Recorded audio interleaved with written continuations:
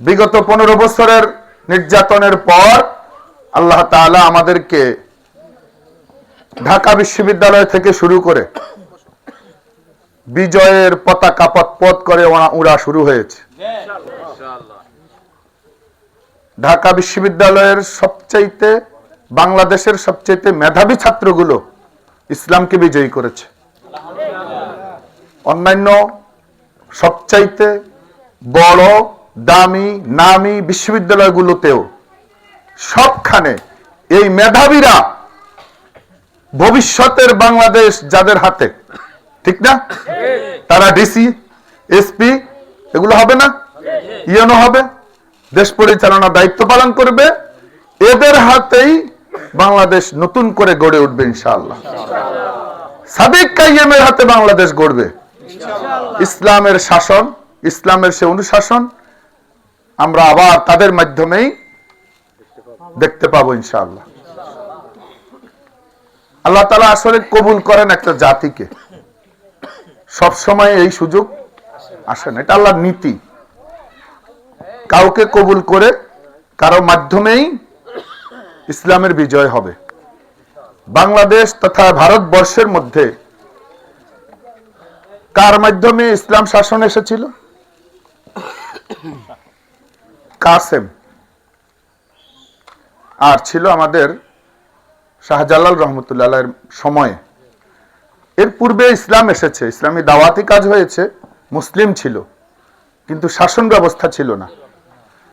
ওই মুসলিমদের মধ্যে যখন হিন্দুদের শাসন আমলে মুসলিমরা গরু কোরবানি দিতে পারত না, বুরহানুদ্দিন নামে একজন গরু আকিকা দিয়েছে নিজের ছেলের জন্য। সেই আকিকার গোশত গোপনেই দিয়েছে। আকিকার গরুর কিছু অংশ কোনোভাবে বা কোনো কারণে হিন্দুরা জানতে পেরে তার সেই ছেলেটাকে ছুরির আঘাতে জীবিত ছুরির আঘাতে পেটের মধ্যে ছুরি মেরে জনসম্মুখে তাকে ছুরির উপরে এভাবে ধরে রেখেছিল। এরপরে তার স্ত্রীকে হত্যা করেছে, নির্যাতন করেছে। তাদের পরিবারের উপরে চরম নির্যাতন করার পরে শুনেছে সেই বাদশাহ সম্রাট, ইসলামের সম্রাট ওসমানী খেলাফত তুরস্কের, ইয়েমেন সহকারে আরব রাষ্ট্রগুলো তাদের অধীনে ছিল। সেখান থেকেই তুরস্কের খেলাফতের রাষ্ট্র ক্ষমতায় যিনি ছিলেন খলিফা, তিনি শাহজালাল রহমতুল্লাহকে ডাক দিয়ে নির্দেশ করলেন, যাও ভারতবর্ষে যাও।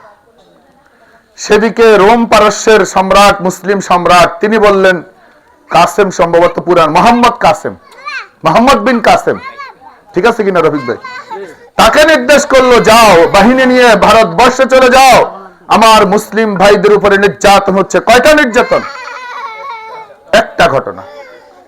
এই একটা ঘটনার প্রেক্ষিতে তারা দুই বাহিনী দুই দিক থেকে শাহজালাল ইয়েমানি রহমতুল্লাহ 360 জনকে নিয়ে বাংলাদেশে আসছে না, আছে না মাজার তাদের?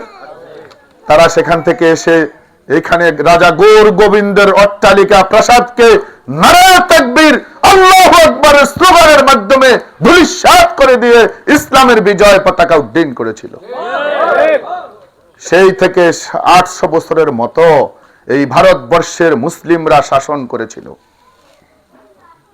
মুসলিমরা যদি নির্যাতন করত তাদের মতো, এই ভারতবর্ষে একজন অমুসলিম থাকতে, এটাই হলো মুসলমানদের ইতিহাস। একটা ছোট্ট ঘটনা বলি, সবার জন্য শিক্ষা। বিচার ব্যবস্থা কেমন ছিল মুসলিমদের? বাদশাহ আওরঙ্গজেবের নাম শুনছেন না? কত বড় বাদশাহ আওরঙ্গজেব সম্রাট। তার সময়ে এক হিন্দু মেয়েকে নির্যাতন করার জন্য তাকে ডেকেছে তার এক উত্তর প্রদেশের গভর্নর, মুসলিম ডেকেছে, সময় বলেছে অমুক সময় তুমি আমার বাড়িতে আসতে হবে। মেয়েটা উচ্চ জ্ঞানী বুদ্ধিমতী ছিল। সে বাবাকে গিয়ে বলছে, আমার জানা মতো সম্রাট একজন ন্যায় বিচারক, আমি সম্রাটের কাছে গিয়ে বিচার দেব। বাবা বলছে, কি বলিস, মুসলমান সবই এক, তাদের কাছে তো আমরা খারাপ, সব এক, যাই কোনো লাভ হবে না। মেয়ে বলছে যে আমার দৃঢ় বিশ্বাস এটার নিশ্চয়ই ন্যায়সঙ্গত বিচার আমি পাবো। এই এই পরিবেশ বন্ধ করতে হবে। মেয়ে পুরুষের বেশ ধারণ করে ঘোড়ায় চড়ে প্রায় 3 দিন পরে দিল্লিতে পৌঁছে সম্রাটের সামনে গিয়ে একটা চিঠি দিবে, দরখাস্ত। সম্রাট বুঝতে পেরেছে এটা তো পুরুষ নয়, পুরুষের বেশে নারী। হাত থেকে বুঝতে পেরেছে। তিনি গায়ের যে সম্রাটি চাদর আছে ওই চাদরটাকে হাতের মধ্যে এভাবে দিয়ে বলছে, দাও মা। মেয়ের হাত যেন স্পর্শ না হয়। কত বড় তাকওয়াবান লোক ছিল। চিঠি নিয়ে বলছে, যা মা যাও, আমার অন্দরমহলে গিয়ে থাকো, সময় মতো তোমার সাথে দেখা হবে। 3 দিন থাকার পরে মেয়েকে ডেকে বলছে, অমুক সময়ে 2-1 দিন 3 দিন পরে যেতে যত সময় লাগে তারা তো জানতো। 3 দিন পরে অমুক সময়ে তুমি সেখানে ওই গভর্নরের এলাকায় বাসায় গিয়ে উপস্থিত হবে। বাস, মেয়ে চলে গেছে। নির্দিষ্ট সময় সেখানে গিয়ে দেখে যে একজন ভিক্ষুকের বেশে একটা লোক সামনে ঘুরতেছে ওই গভর্নরের সামনে। গভর্নরের কাছে ভিক্ষা চাইছে। গভর্নর তো পাগলা, ছিটে দিয়েছে পয়সা। সম্রাট চাদরকে উল্টিয়ে চেহারা দেখানোর সাথে সাথে পরিবেশ কেমন, কাঁপা শুরু হয়ে গেছে গভর্নরের। গভর্নরের পেছনে যে পুলিশ বাহিনী, রক্ষী বাহিনী ছিল, তারা এখন সম্রাটের পেছনে দাঁড়িয়ে স্যালুট দেওয়া শুরু করছে। সম্রাট এখানে, গভর্নর তো থরথর করে কাঁপছে। আপনি আসছেন, আপনি আগে বলবেন। বলছে, আমি কি দেখছি? তুমি কি মুসলিম? তোমাকে এই দায়িত্ব দেওয়া হয়েছে, জনগণের সাথে, গরিবদের সাথে এই ব্যবহার করতে বলা হয়েছে। এই মেয়েকে চিনো? গভর্নর বলার আগেই তো পাশের পাইক পেয়াদা বলা শুরু করছে। এই ঘটনা ইতিহাসের পাতায় 2টা ঘটনাকে উল্লেখ করা হয়েছে। এই গভর্নরকে 2 দিকে পা 2টাকে হাতির সাথে বেঁধে 2 টুকরা করে ফেলা হয়েছে। তারপরে তাকে লাকড়ির মধ্যে আগুন জ্বালিয়ে তাকে পুড়ে ফেলা হয়েছে। এই হলো মুসলিম শাসন। আপনারা কি এই শাসন দেখতে চান? আওয়াজ নাই কেন? আল্লাহ তুমি কবুল করো। এই শাসন গত 54 বছরে হয়েছে তো হয় নাই? মুসলিমরা শাসন করছে না? আরে আপনারও তো অনেকেরই বয়স মোটামুটি 75-এর কি বলে ওইটাকে 47-এর আগেও তো আছেন। 47-এ 2 ভাগ হয়েছে কেন? ইসলামী শাসন কায়েমের কথা বলা হয়েছে। কোরআনের শাসন কায়েম করাইবে পাকিস্তান, সেই উদ্দেশ্য নিয়ে 2 ভাগ করা হয়েছিল, কিন্তু করেছে? তখনও সৈয়দ আবুল আলা মওদুদী বলেছে এদের দ্বারা তো ইসলামী শাসন কায়েম হবে না। লোক তৈরি হয় নাই, ইসলামী শাসন নিজের মধ্যে তো নাই, তারা ইসলামী শাসন কায়েম করবে কিভাবে? নিজেই তো নামাজ পড়ে না, নিজেরাই তো মদখোর, গাঁজাখোর। তারা ইসলামের কথা বলে মানুষকে ধোঁকাই দিয়েছে গত 100 বছরের কাছাকাছি। 47 থেকে কত বছর? 50-60 বছরের মতো, তাই না? আরো বেশি, কত হিসাব করেন না? 54 আর এদিকে 25,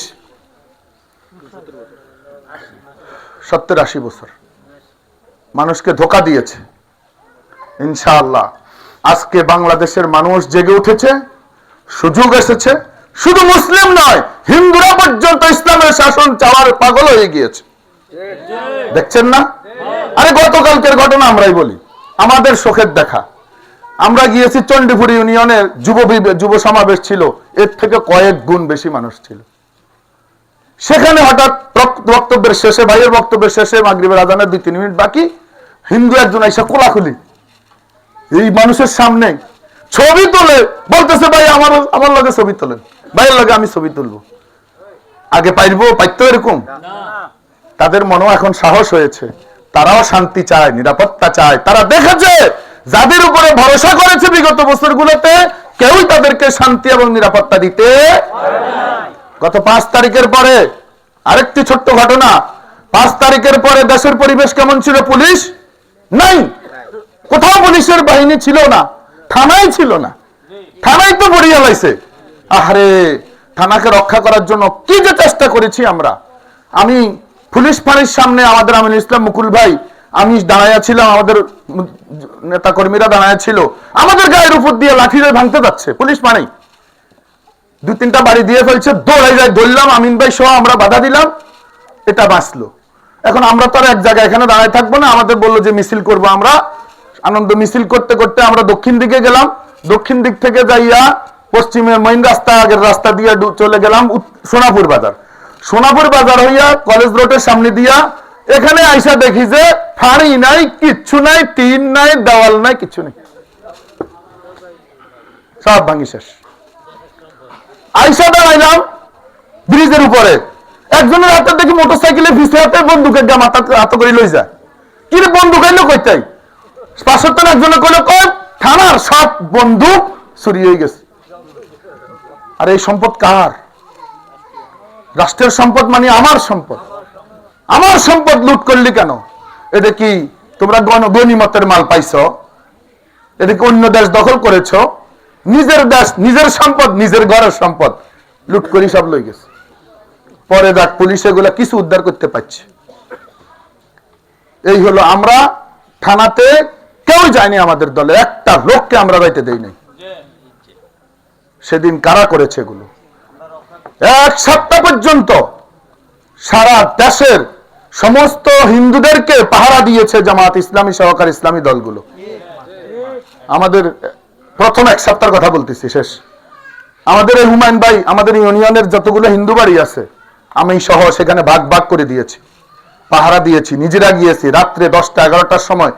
দেবনগর, ওইদিকে তো হিন্দু বেশি, দেবনগর, দেওলা, আথাকড়া হিন্দু বাড়িগুলোতে গিয়েছি। 1 সপ্তাহ পরে ইউনোর কাছে আমরা নাজমুল ভাই সহ গেলাম যে আমরা আর কত ভাড়া দিব, আপনারা ব্যবস্থা নেন না। ইউনো মহিলা ছিল, আমরা 50 জন 30-40 জন গেছি। উনি ফোন দিল সুলেমান সাহেব ওসিকে, ওসি বলতেছে না আমগুলো তারা সম্ভব না, ওনাদেরকে বলেন আরো 1 সপ্তাহ আমাদেরকে সময় দিতে। এটা কি হিন্দুরা দেখে নাই? এবার বলবেন, অনেকে সমালোচনা করবেন, কিন্তু তারাও আমাদের দেশের নাগরিক, তারা আমাদের দেশের নাগরিক, আমাদের কাছে তাদের নিরাপত্তার অধিকার আছে। এখানে যদি কোনো ঝামেলা হয়, আমাদের প্রতিবেশী তো একটা বড় হিন্দু রাষ্ট্র, সময় আসবে যেদিন রাসূলের হাদিস বাস্তবায়ন হবে। কি যুদ্ধ? গাজওয়াহিন যেদিন হবে, সেদিন পর্যন্ত আমরা একটু ধৈর্য ধরি না। আরে গত কয়েকদিন আগে আমাদের কি তা আবু জাহের ভাই আমেরিকায় বলছে গাজওয়াহিনদের জন্য 50 লক্ষ যুবক রেডি আছে ইনশাআল্লাহ। আপনারা রেডি নাই? আল্লাহ যখন সুযোগ দিবে, প্রয়োজন হবে, তখন আমরাও নারী পুরুষ রেডি। সেটা প্রয়োজন হবে ইনশাআল্লাহ। আল্লাহর রাসূলের হাদিস তো আসবে, যেদিন বিজয় হবে সেদিন আমাদের। কিন্তু এখন অগ্রিম মুসলমানরা তো কারো করে আক্রমণ করতে পারে না, তারা আমাদের কাছে আমানত।